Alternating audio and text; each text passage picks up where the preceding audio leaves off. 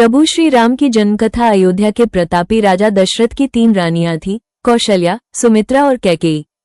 राजा दशरथ का कोई पुत्र नहीं था। पुत्र प्राप्ति के लिए राजा दशरथ ने यज्ञ किया।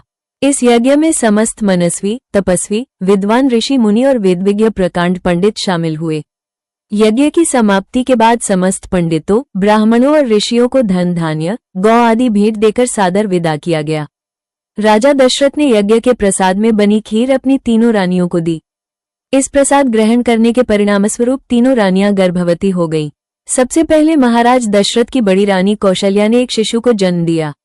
ये शिशु बेहद कांतिवान, नील वर्ण और तेजोमय था। इसका जन्म चैत्र मास की शुक्ल पक्ष की 9वीं तिथि को हुआ था। महर्षि वशिष्ठ ने राजा दशरथ के बड़े पुत्र को राम नाम दिया। शुभ नक्षत्रों में कैकेयी और सुमित्रा ने भी अपने अपने पुत्रों को जन्म दिया, जिनका नाम भरत, लक्ष्मण और शत्रुघ्न रखा गया। महाराज के चारों पुत्रों के जन्म से पूरे राज्य में उत्सव का माहौल था। पूरी अयोध्या ध्वजा, पताका और तोरणों से सज चुकी थी। हर कोई खुशी में गंधर्व गान कर रहा था।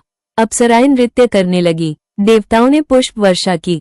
भगवान श्री राम के जन्म पर ब्रह्मा जी समेत सभी देवी देवताओं उनका स्वागत किया था। तुलसीदास जी कहते हैं कि भगवान श्री राम का जन्म नहीं हुआ था, बल्कि वो प्रकट हुए थे। यानी वो बच्चे के रूप में माता कौशल्या के आगे आए, लेकिन प्रभु की इस लीला को कोई जान नहीं सका। महाराज के चारों पुत्रों के जन्म से पूरे राज्य में उत्सव का माहौल था। पूरी अयोध्या ध्वजा, पताका और तोरणों से सज चुकी थी। हर कोई खुशी में गंधर्व गान कर रहा था।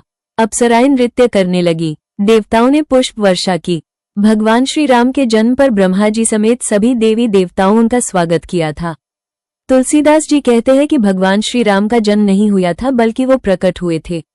यानी वो बच्चे के रूप में माता कौशल्या के आगे आए, लेकिन प्रभु की इस लीला को कोई जान नहीं सका। हुआ माता सीता का जन्म। माता सीता को लक्ष्मी का अवतार माना जाता है। वाल्मीकि रामायण के अनुसार एक बार मिथिला राज्य में भीषण अकाल पड़ा था। तब राजा जनक को सलाह दिया गया कि वे वैदिक अनुष्ठान करके खेतों में स्वयं हल चलाएं। इससे वर्षा होगी और अकाल खत्म हो जाएगा। वैशाख माह के शुक्ल पक्ष की 9वीं तिथि को राजा जनक ने खेत में हल चलाया। हल चलाने के दौरान उनका हल एक कलश से टकराया। राजा जनक ने धरती खोदकर कलश निकाला। उन्होंने जब इसे खोला तो उसमें एक कन्या थी। राजा जनक ने उस कन्या को कलश से बाहर निकाला और उसे अपनी पुत्री के रूप में स्वीकार किया। इसका नाम सीता रखा गया। जनक की पत्नी उस समय निसंतान थी, इसलिए बेटी को पाकर वो अत्यंत प्रसन्न हुई। सीता जी का जन्म माता के गर्भ से नहीं हुआ था, वो धरती से प्राप्त हुई थी, इसलिए उनको धरती पुत्री भी कहते हैं। वहीं जनक पुत्री के रूप में उन्हें जानकी भी कहा जाता है। सीता जन्म की अन्य कथा ब्रह्मवैवर्त पुराण सीता माता के जन्म की एक अन्य कथा है। इसके अनुसार सीता जी रावण और मंदोदरी की पुत्री थी, जिसे रावण ने जन्म के बाद समुद्र फेंक दिया था। वहां से समुद्र की देवी वरुणी ने उन्हें धरती माता को सौंप दिया। धरती माता ने इस कन्या को राजा जनक को दे दिया।